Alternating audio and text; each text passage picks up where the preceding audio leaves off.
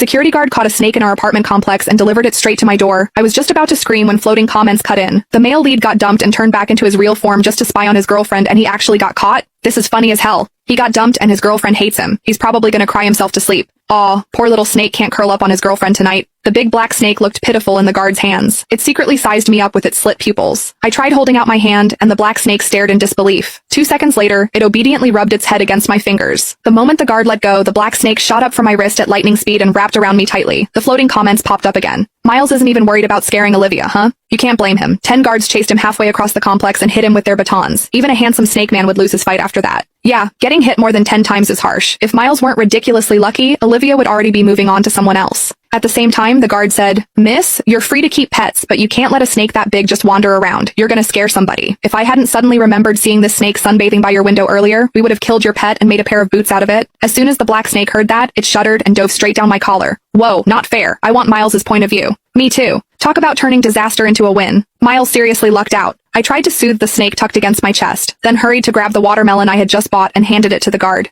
"I'm really sorry. It won't happen again. Here, it's so hot out. Have some cold watermelon." The guard looked a little happier with the watermelon in his hands. He gave me a few reminders and left. I was about to close the door when I felt the black snake burrow deeper. It even flicked its tongue. Damn it. Breaking up with Miles Richardson really was the right call. This jerk of a snake man pretended to be a normal human while dating me, and he wouldn't even let me touch him. Yet when he wanted to take advantage of me, he never once hesitated. I tried to pull the snake out, but it stubbornly wriggled farther in. That slippery, warm sensation glided over my skin. I had felt it in my dreams more times than I could count. Now, I seriously suspected those weren't dreams. The black snake refused to come out.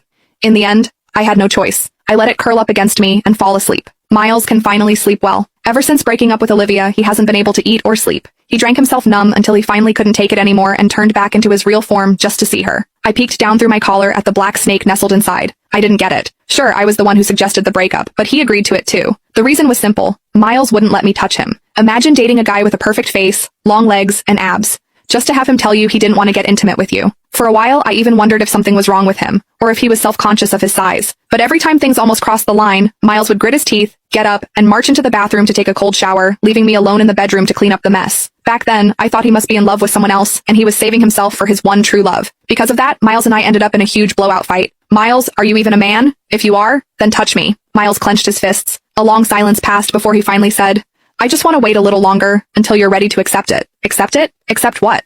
What was there to hesitate about? I might be a little old-fashioned, but Miles and I had been together for 4 years. We were already talking about getting married. I didn't care if some things happened sooner than planned. I tried to stay calm and told Miles, "I want this. Whatever it is, I accept it." But Miles just held his head and crouched.